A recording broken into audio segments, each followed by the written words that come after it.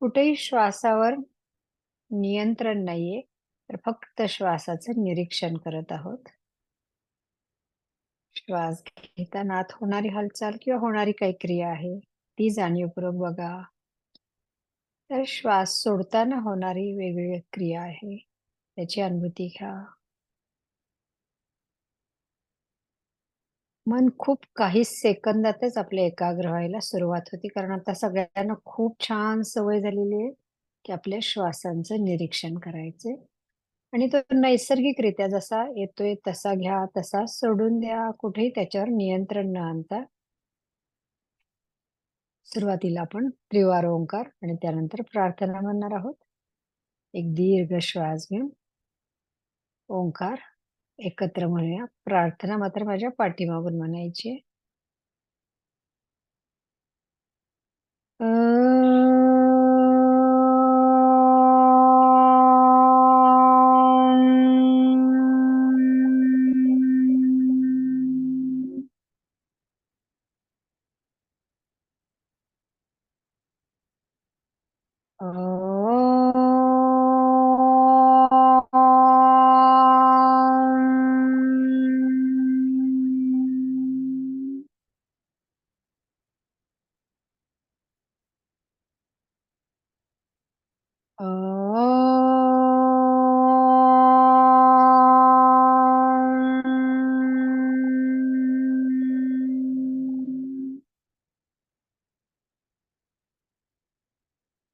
गुरुर्ब्रह्मा गुरुर्विष्णुः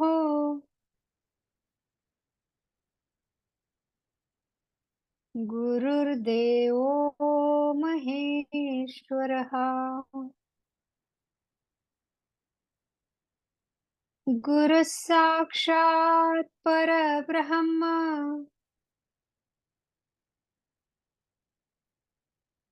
तस्मै श्री गुरवे नमः. गुरवे नमः.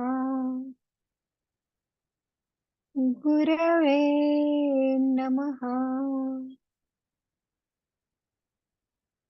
ओंकाराची प्रार्थना. ओंकारं बिन्दुसंयुक्तम्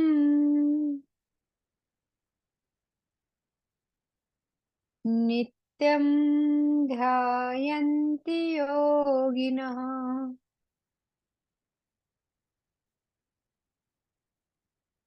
कामदं मोक्षदं चैव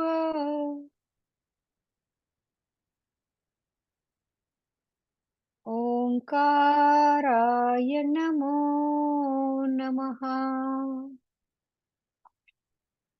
ओंकाराय नमो नमः. ओंकाराय नमो नमः. पूर्ण डोळे मिटलेलेच ठेवायचे. आपल्या दैनंदिन ज्या गरजा आहेत, ज्या भौतिक गरजा आहेत, त्या पूर्ण करणारा, त्याचबरोबर आपली आध्यात्मिक जी इच्छा आहे, म्हणजेच मोक्षाकडे जाण्याचा जो मार्ग आहे, त्या असणाऱ्या इच्छा, आकांक्षा पूर्ण करणारा, अशा ह्या बिंदू स्वरूप ओंकाराला माझा कोटी कोटी प्रणाम. नित्यम ध्यायन्ति योगिनः, त्याचा नित्यपणे अभ्यास करणं किंवा ध्यास घेणं, ध्यान करणं हे खूप आवश्यक आहे, असा ह्या प्रार्थनेचा अर्थ आहे. डोळे तसेच मिटलेले ठेवायचे. आपले डोळे बंद असतील तर मन एकाग्र व्हायला खूप छान पटकन मदत मिळते.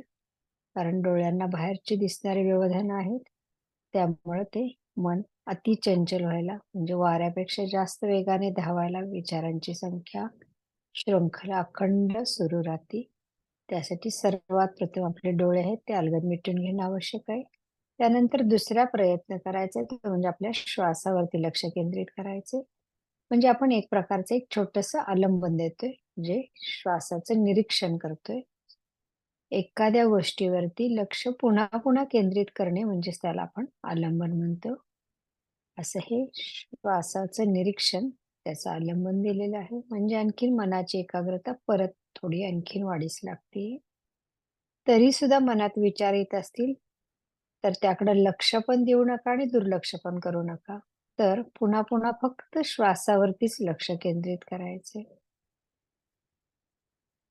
आपण एखादी गोष्ट आपल्याला आवडत नसेल, तरी सुद्धा ती पुन्हा-पुन्हा रिपीट केली, तर ती आपल्याला नक्कीच आवडायला लागते.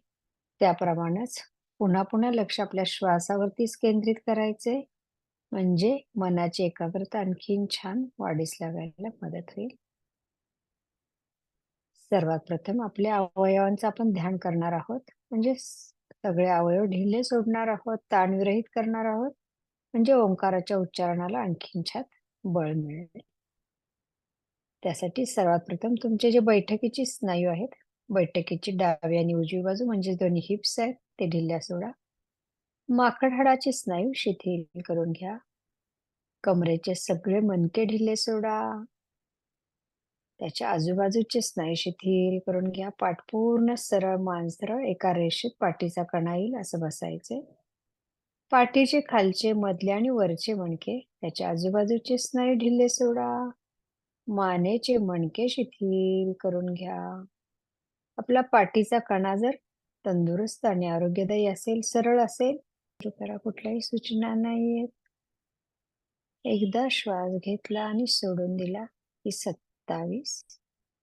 पुन्हा श्वास घेतला आणि सोडून दिला की 26. पुन्हा श्वास घेतला आणि सोडून दिला की 25. असं 27 अंकापासून उलट्या क्रमाने 1 अंकापर्यंत मोजत यायचे. 2 मिनिट. कुठल्याही सूचना नाहीयेत. फक्त आपण आपल्या श्वासाचं मोजणं सुरू करा. चला सुरू करत आहोत. श्वसन ध्यान.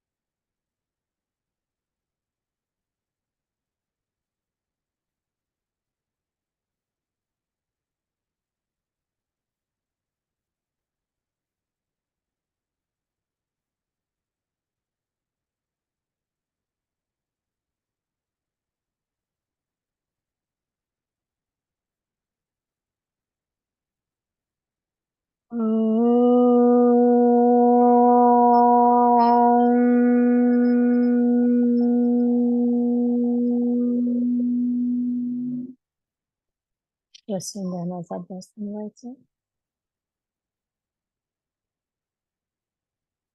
इथे झालेलं शरीर संपूर्ण एकदा जागृत करून घ्या. संपूर्ण केसांची मुळा, टाळूचे स्नायू, दोन्ही डोळे, डोळ्यांची बुबुळं, कान, नाक, घसा, पूर्ण नाकपुड्या, खालचा वरचा ओठ, हनुवटी जागृत करून घ्या.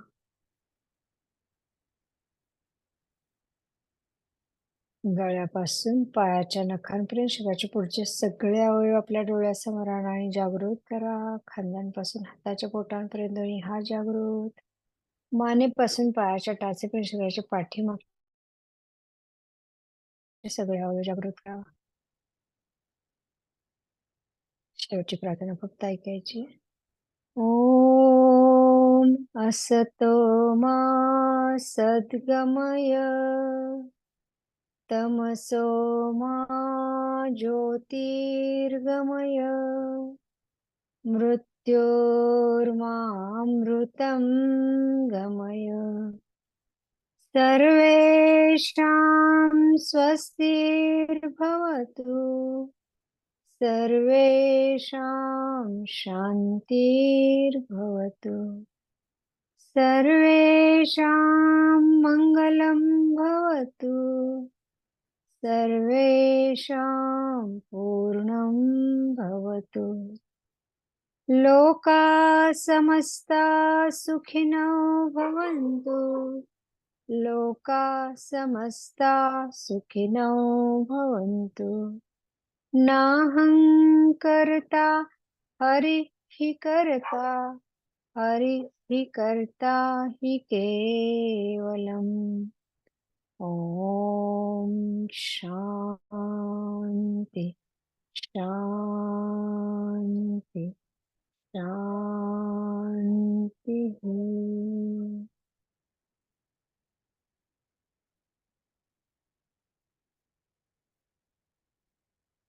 अगदी सावकाश हाताची ज्ञानमुद्रा सोडायची. अलगद दोन्ही हात डोळ्यांवरती न्यायचे. पापण्यांची उघड झाप. बोटांच्या फटीतून प्रकाशाची जाणीव करून घ्यायची आणि सावकाश मिळालेली ऊर्जा संपूर्ण जो स्नायू जो अवयव दुखतोय त्या भागावरती हळुवारपणे कुरवळा, म्हणजे त्या संवेदना निघून जायला मदत होतीये. ज्यांना अजिबात डोळे उघडण्याची इच्छा नाहीये त्यांनी हेच ध्यान पुढे कंटिन्यूअस करायचे. धन्यवाद नीता मॅडम, खूप छान धन्यवाद वाटलं, मस्त धन्यवाद एकदम धन्यवाद. शांत वाटलं. काही सजेशन्स आहेत चॅट बॉक्स मध्ये सकाळच्या ध्यानाबद्दल. तर म्युझिकचा आवाज जास्त आणि माझा आवाज कमी, बरोबर आहे तुम्ही म्हणताय ते. कारण तसं होतं काही वेळेला, म्युझिक आपल्याला हाय फ्रिक्वेन्सीचा हवा असेल तर त्यावेळेला असं होतं. तर त्याच्यामध्ये तुम्ही हेडफोन लावा. हेडफोन लावला ना की तुम्हाला व्यवस्थित ऐकायला येणार आहे. आता बघा नीता मॅडमनी हेडफोन लावून म्हटलं ओंकार की आपल्याला व्यवस्थित ऐकायला येतो. इतका सुंदर ओंकार वाटला ना मॅडम आज.